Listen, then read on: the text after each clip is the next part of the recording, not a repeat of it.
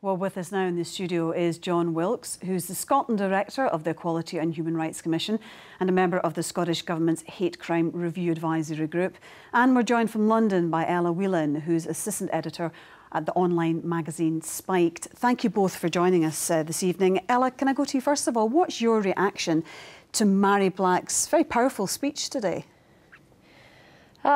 There's a lot to say about it and a lot to criticise about it, I think. I didn't find it very powerful. In fact, it kind of irritated me, and I think it's going to irritate a lot of women, because what Mhairi Black has been saying is this idea that all women are faced by barrages of abuse every day, that it's getting us down to the point that we need to criminalise it, that there's this kind of epidemic of misogyny, and none of those things are true. In fact, the world of Twitter is a particularly ugly and strange place, and if you are a public figure like Mhairi Black, or even a lowly journalist like myself, if you're going to say political things, give an opinion, someone's going to come at you with some kind of ridiculous or unpleasant statement. It doesn't make it right, but it is the world that Twitter is.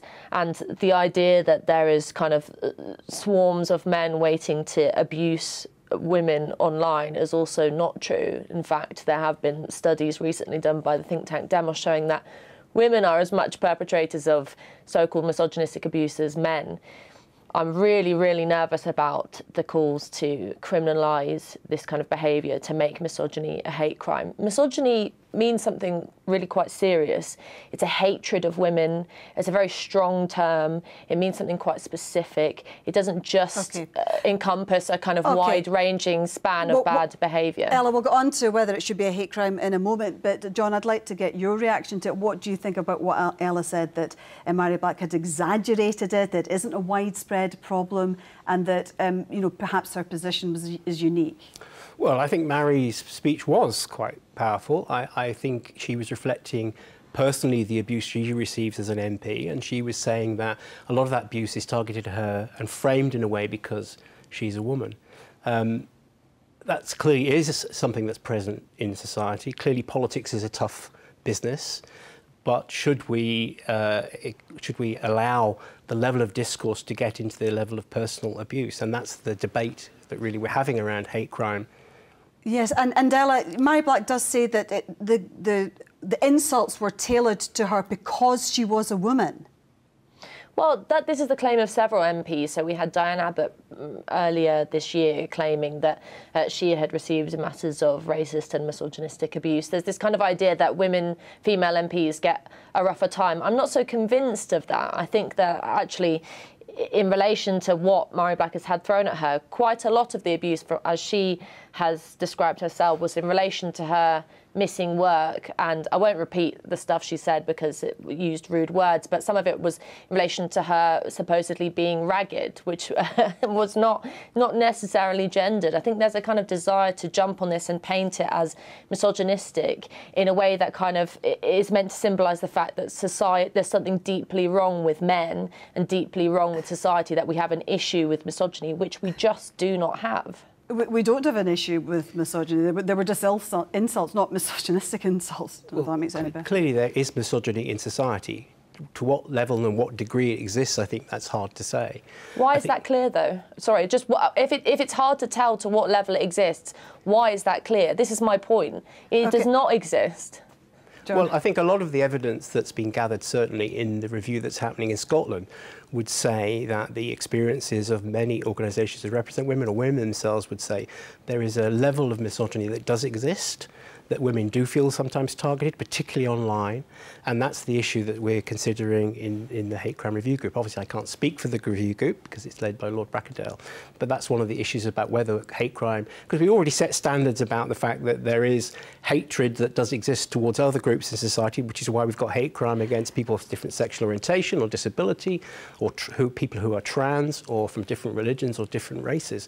So we've already said and recognised that there are, for particular groups of people in society, levels of hostility that we feel we should... Sorry, sorry, I didn't mean to interrupt you, but do you agree with what Mhairi Black says, and that, you know, she feels it's being normalised? Well, I think the more that you have these sorts of speech in mainstream society, then it can help to normalise this sort of behaviour and language. that's obviously not a good thing. So how do we tackle that, and how do we consider dealing with that is the issue at hand. What do you think then, John, about classing misogyny as a hate crime? You're on the advisory group. Is there a case for it? Well, certainly in the consultation that the advisory group put out, say I can't speak for the advisory group. It's going to report later this year. Certainly, some of the questions that were asked about whether people felt that the current levels or the current areas where hate crime exists against sexual orientation, race, faith, and so on, should be extended to cover other groups such as gender or age, and that's something that the group is considering. Ella, there are some people that think it would be very beneficial if misogyny was made a hate crime.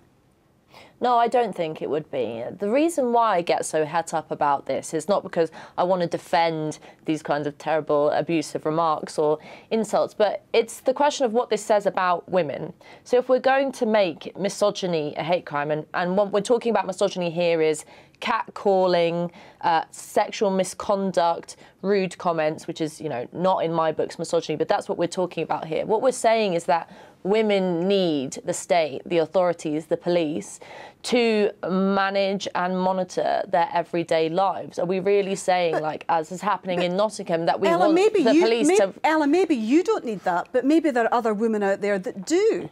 No, this is the argument that I always get, and the reason, and this is what Murray Black said. She said, look, I'm in a position of power. She seems to think she's a model for society, which is not MPs' roles.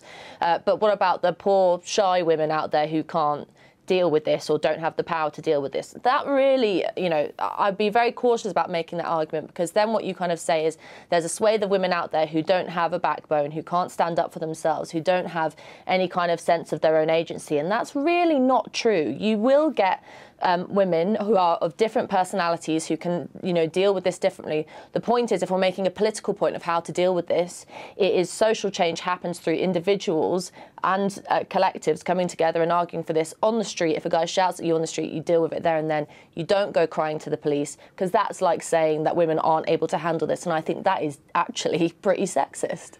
Well, I think if you applied those same arguments, then you'd be arguing for not having any hate crime protection for people who are I don't think hate crime is a good way of dealing with this kind of stuff on the whole. I think extending it to women would be even worse. Okay, well, that's a different point, but I think we have said in society, certainly here in Scotland, that there are certain minorities who we know receive abuse, both verbal and physical, and that one way of tackling that is to call it out and recognise it for what it is, which is a crime motivated by distaste or dislike or hatred of that particular group, and we as a society saying that's wrong. Now, whether we extend those protections or those laws to issues of misogyny or age is something that one needs to consider. Certainly the Commission hasn't reached a view yet about whether hate crime should be extended to these different groups. There are certain things one has to consider, but that is an active consideration we have to take as a society. But you can't say that some women aren't experiencing these sorts of things, and how do we tackle that? Okay, Ella Whelan and John Wilkes, thank you very much indeed for joining us this evening.